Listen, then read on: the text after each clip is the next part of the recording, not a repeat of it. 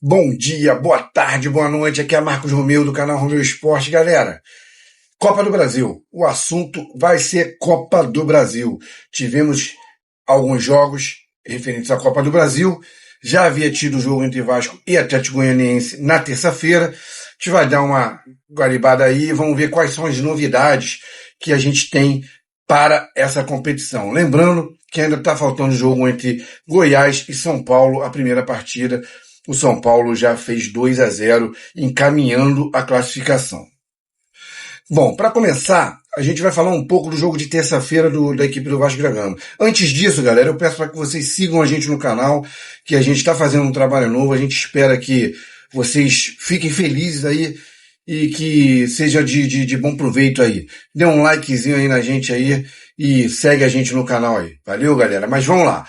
Primeiro jogo, galera. Terça-feira, Vasco da Gama e Atlético Goianiense, jogo em São Januário lotado, mas a equipe do Vasco penou para vencer o time do Atlético Goianiense. O time do Vasco que tem a ausência confirmada já do Felipe Coutinho, que teve uma lesão e está fora por algumas semanas, aí, se eu não me engano, são 4 semanas fora. Tá? É um jogador que veio com um contrato inicial aí por empréstimo de 1 ano. Esse contrato já cai aí para 11 meses aí, porque um mês ele não joga. Coisas que só acontecem com o Vascão, né? Mas enfim, o Vasco classificou-se para as quartas de final, fato que não ocorria desde 2013, 2011, se eu não me engano. Tinha um tempão que o Vasco não passava. Tá? A equipe do Vasco que foi bem no jogo, né? Tivemos atuações, o próprio Payet, que jogou pela equipe, jogou muito bem aí. Mas o Vasco tomou um sufoco. Tinha um certo momento do jogo em que parecia que o Vasco iria tomar o gol de empate aí, se complicar, porque o Atlético Goianiense chegou a dominar certa parte do jogo. Lembrando que o jogo na casa do adversário, na casa do Atlético Goianiense, foi um jogo muito complicado. O Atlético Goianiense ficou de fora porque não soube aproveitar as chances que teve dentro de sua casa. A equipe do Vasco não vem apresentando ainda um bom futebol, né? O Payet retornando ao time aos poucos. O Verratti é sensacional realmente, o Verratti, só que vive um jejum de gols também. E o Vasco, mas o Vasco passou, isso é o que interessa, são 4 milhões e meio na conta. O Vasco que hoje já tivemos notícias aí que encontra-se com dificuldades financeiras, devido principalmente esse imbróglio aí que se vem passando aí com a 777, afastando a 777 do cargo de diretoria do clube ali, agora fica com o associativo e o presidente Pedrinho é quem manda no time, tá certo? Isso aí, Vascão passou de fase, Atlético Goianiense fora, esse foi o jogo de terça-feira. Então, vamos para quarta-feira. Quarta-feira, dia 7 de agosto, tivemos vários jogos, tá? Vamos começar a falar pelo jogo do Flamengo e Palmeiras. O Flamengo, que havia ganho no Maracanã por 2-0, foi até o campo do Palmeiras para enfrentar a equipe alviverde dentro de sua casa. O Palmeiras logo abriu o marcador com o gol do Flaco Lopes de cabeça. Era uma chuva de oportunidade que o Palmeiras criava. O Flamengo realmente não jogou nada. A torcida, inclusive, ficou na bronca porque o Tite foi questionado por que entrou com goleiro reserva. Se, na minha opinião e na opinião de muita gente, é um jogo, é o maior clássico do Brasil na atualidade, né? São os 2 times mais vencedores dos últimos anos que se enfrentam por um torneio de mata-mata. E o Tite simplesmente entrou com um goleiro reserva. Não sei, sinceramente, se tem algum problema com o Rossi ou se foi por opção. Questionado também o Alan, que não fez uma boa partida. Sempre falei, o Alan foi um valor muito maior do que ele realmente valia, né? O Alan, se eu não me engano, foi cerca de 8 milhões de dólares, né? Eu não tenho certeza agora, mas foi um valor muito grande, e na minha opinião não vale. Não é isso tudo realmente, vai deixar a desejar, mas enfim. Um jogo cheio de polêmica de arbitragem, tá? O juiz é o Daronco, na minha opinião, horroroso, um cara que chama mais atenção por causa do músculo do que por ele mesmo fazer bons jogos, apitando bons jogos, tá? Flamengo conseguiu segurar o resultado, tomou o segundo gol, que foi anulado pelo aquele impedimento, milimétrico, em que a gente não sabe se o frame está certo, se não sabe se não está certo. Realmente é muito complicado esse tipo de impedimento. Aqui no Brasil a gente tinha que arrumar um jeito de acabar com esse impedimento aí, tá? Porque não tem como a gente definir se o impedimento foi marcado corretamente, devido a gente já sabe como que funciona o VAR aqui no país, né? Eu acho que não custa nada se investir em material, em tecnologia, e se for possível, o mais rápido possível, a gente tem que colocar aquela parede que se usa quase que no mundo inteiro. Mas o Brasil, que se diz o país do futebol, não investe numa tecnologia dessa. Voltando ao jogo, tivemos outros lances duvidosos aí, né? Tivemos um lance em cima do Gerson, que o Palmeiras, na minha opinião, é um lance muito bem. Era pro VAR ter voltado esse lance, ter chamado para o juizão dar uma olhada. Realmente, pela impressão das câmeras que a gente viu na TV, o Gerson parece que foi tocado realmente na área. Em contrapartida, tivemos um lance no Caio Paulista também, né, que a torcida do Palmeiras reclama pênalti. Esse lance eu já não concordo. Primeiro, o lance do Gerson dá para perceber nitidamente que o jogador vem de cima para baixo e pega no pé do jogador. Já no lance do Caio Paulista, a gente vê que é uma jogada normal. O jogador do Palmeiras, ele tá com o pé no chão e é uma disputa de bola. Não, em nenhum dos dois lances realmente foi lance que se derrubasse. Os jogadores, eles aproveitaram a situação, deram aquela enfeitada, e eu acho que isso aí prejudicou mais ainda eles no lance. Tá, então o resultado final, Palmeiras, com toda a pressão que ofereceu em cima do Flamengo, o Flamengo também não vem jogando bem. O Palmeiras também não jogou essas coisas todas não, né? A gente tem que ser sincero. Mas, pelo menos, ganhou o jogo, porém não foi o suficiente para se classificar. Bom, às 19 horas tivemos Bragantino e Atlético Paranaense. O Atlético Paranaense, que já havia vencido por 2-0 o primeiro jogo, também abriu 3-0 em cima do Bragantino dentro do Nabi Abichedi. Jogo definido, quando de repente o Bragantino foi lá e fez 2 gols. Mas aí também, meu amigo, teria que fazer mais 3 gols, inclusive. Teria que empatar a partida e abrir mais 2 de vantagem, e realmente era uma tarefa quase que impossível, até porque já se encaminhava para o final do jogo. Tá certo? Jogo morno. Realmente o Bragantino vem decaindo, muitos desfalques, problemas físicos ali, e não consegue se firmar.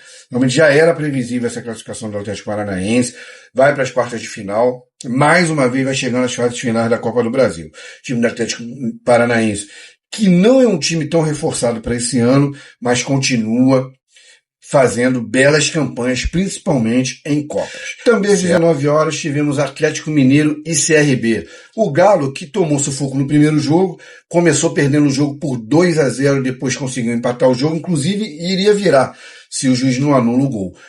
Ontem foi a mesma coisa. O Galo abriu logo 2-0 de cara, venceu o jogo por 3-0, uma vitória até bem tranquila do Galo. O Galo que vem se lamentando muito, porque parece que o Hulk realmente tem uma lesão séria.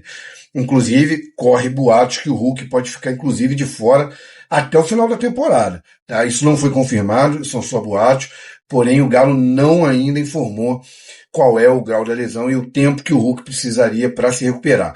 Lembrando que o Hulk, ele faz tratamento em tempo integral praticamente. O Hulk faz tratamento no Atlético, e em casa ele tem uma estrutura muito boa, onde ele faz um outro turno de tratamento aí para que melhore o quanto antes. Lembrando que o Hulk é um grande jogador e que a gente torce para que ele se recupere logo, porque o Atlético depende muito dele. Tá? O Atlético tem um bom time, passa de fase e, seguindo adiante, é um dos favoritos também aí a chegar às decisões da Copa do Brasil. Tivemos mais um jogo às 19 horas, que foi Bahia e Botafogo. Rapaz, não dá para entender. Na minha humilde opinião, o jogo foi definido num erro de arbitragem.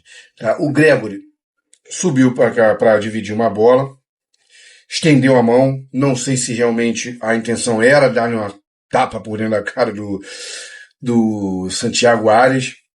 Sei que acertou o jogador, inclusive, porque depois ele deu entrevista com o olho realmente ferido ali, machucado. Mas eu acho que aquilo ali não seria um lance de expulsão, não. A impressão que me deu foi que ele subiu ali na jogada. Não foi subir para principalmente vai dar uma cotovelada que gerasse uma expulsão. Tá? Então eu acho que pegou muito pesado o juiz com ele e o Botafogo sentiu o golpe. Ainda conseguiu fazer um gol, porém realmente estava impedido e o gol foi anulado. E no final do jogo, rapaz, salvo engano ali com 40 minutos, 42 minutos, 43, o Botafogo toma o gol. Deixaram o Everton Ribeiro livre, o Bahia, inclusive numa jogada de contra-ataque, porque não tinha necessidade do Botafogo subir com tanta gente, era levar esse jogo para os pênaltis para tentar a classificação dos pênaltis, já que estava com um jogador a menos. Saiu tocando a bola o Bahia, bola no pé do Everton Ribeiro, deixou livre o jogador do Bahia e o Bahia faz o gol no final da partida, liquidando o jogo 1-0, já que o primeiro jogo o Botafogo não jogou bem e empatou de 1-1 no tapetinho. Para encerrar, tivemos 2 jogos às 9h30.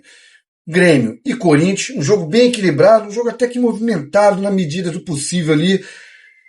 As duas equipes não vão bem na temporada, né? O Grêmio passa por problemas, o Renato novamente teve uma entrevista polêmica ali, uma coletiva, né, polêmica após o jogo, e reclama muito do Grêmio tá tendo que ir para lá e para cá por conta de não ter ainda o seu campo para jogar devido às chuvas que ocorreram lá no sul, e perdeu a vaga para o time do Corinthians. Os times tiveram oportunidades, foi um jogo, aquele jogo meio banho-maria, e o Corinthians venceu nos pênaltis porque o Edenilson resolveu bater um pênalti na lua. Tá? Resumindo, o Corinthians avança para as quartas de final porque foram 2 jogos de 0-0, assim como a gente já imaginava que os dois times vêm jogando muito mal nessa temporada de 2024. Rapaziada, vou deixar para falar propositalmente por último no jogo do Fluminense. Tá? O Fluminense recebeu o Juventude em casa. Fluminense que, lembrando, no primeiro jogo poupou alguns titulares para enfrentar o Juventude. Saiu na frente, porém tomou uma virada. O time do Juventude chegou a abrir 3-1 e no final do jogo o Thiago Santos diminuiu essa vantagem para 3-2. Viemos para o Maracanã. Tratava-se de um jogo em que o Fluminense precisaria vencer por 2 gols de diferença para garantir a vaga e de 1 gol de diferença para levar esse jogo para os pênaltis. E o que aconteceu foi um improvável. Aos 6 minutos, gol do Juventude. Num lance de escanteio, uma bobeada da zaga do Fluminense, um erro de marcação. O jogador do Juventude marca o primeiro gol e aí o Juventude se fecha tudo lá atrás. Fluminense que teve uma atuação até na minha opinião, razoável, eu não desgostei. O primeiro tempo realmente foi um primeiro tempo muito fraco. O Fluminense errou muito no primeiro tempo. Porém, no segundo tempo, o Fluminense já partiu para dentro. Lembrando também que na primeira etapa, uma atuação muito ruim, tanto do Martinelli quanto do Diogo Barbosa, determinaram aí que o Fluminense perdesse muita força ali na saída de jogo. O Fluminense tocava, não conseguia entrar na área do Juventude, não conseguia arriscar de longe. Acho que faltou muito o Fluminense arriscar essa jogada de longe, arriscar o chute a gol e não conseguia. Para piorar a situação, começa o segundo tempo, o Fluminense em desvantagem, Marcelo entra no time. 5 minutos depois, Marcelo sai machucado. O Fluminense foi pagando o preço por conta de uma temporada muito desgastante em 2023. Um time muito envelhecido. Tivemos problemas com Samuel Xavier, tivemos problemas com Felipe Melo, tivemos problemas com vários jogadores, o Alexander, o André, e agora temos um problema com o Marcelo. Rapaziada, o Marcelo, ele é muito bom jogador, isso aí é indiscutível, né? Agora, tem que avaliar se realmente vale a pena o Marcelo continuar nessa insistência. O Marcelo que realmente tem uma carreira brilhante, mas que já tem uma certa idade. Isso, inclusive, era previsível e a gente sabe que ele faz falta, mas o time consegue se adequar sem a presença do Marcelo. Eu torço, particularmente, para que o Marcelo melhore logo e que volte ao time, porque eu gosto muito do futebol dele. Tivemos novamente uma atuação de gala com o Thiago Silva. Uma hora o time perderia com ele e tomaria gol também, né, jogando com o Thiago Silva. Aconteceu logo agora, vamos torcer para que isso não se estenda e que a gente consiga passar e ganhar do Vasco no final de semana pelo Brasileiro. O Fluminense, um lance muito engraçado. Eu, inclusive, estava no jogo e a galera foi embora. Quando o Fluminense tomou o segundo gol, numa bizonhice do Thiago Santos, que isso sirva de lição. O Thiago Santos, que não é um zagueiro de origem, ele vinha até jogando bem, tá? Mas jogar do lado do Thiago Silva também ajuda, né? Mas tem que ser sincero. E a gente tem o Inácio ali no banco, que inclusive já está sendo questionado. O Mano foi muito feliz na sua entrevista, tá? Ele falou, bom, eu botei uma zaga que não estava tomando gol de ninguém, que vem de 4 vitórias do Brasileiro, sem tomar gol. E realmente é verdade, tá? O Thiago Santos, ele vinha ali fazendo essa zaga com o Thiago Silva e estava dando tudo certo. O que acontece? Temos o Inácio agora no banco. Já seria uma boa colocá-lo agora no final de semana contra o Vasco? Bom, sinceramente não sei dizer. Inclusive, o Facundo Bernal já foi inscrito e já pode jogar também contra o Vasco. Vamos ver como é que o Fluminense sai. Temos aí essa incógnita aí de André e agora a confirmação, porque parece que tem boatos fortes de que o Ares também tá para sair. Seria realmente uma tragédia para o Fluminense perder esses dois jogadores na altura que está, porque o Fluminense precisa muito desses dois jogadores para a campanha no Brasileiro, pelo menos para que tenha uma sobrinha aí, que o Fluminense ainda está na zona de rebaixamento. Tá? Mas enfim, eu chiquei um pouco mais do Fluminense aqui, devido à galera que se é mais tricolor, devido. Mas é isso, o Fluminense foi eliminado da Copa do Brasil, meteu 2 gols ali, que a galera voltou correndo para dentro do estádio, mas não conseguiu fazer o terceiro. Até acredito que se tivesse mais 5 minutinhos de jogo, o Fluminense faria esse terceiro gol. O time do Juventude cansou, ficou perdido com os gols que tomou. Infelizmente não havia mais tempo para que o Fluminense conseguisse esse terceiro gol aí e levasse o jogo para disputa de pênalti. Rapaziada, volto a agradecer a vocês aí.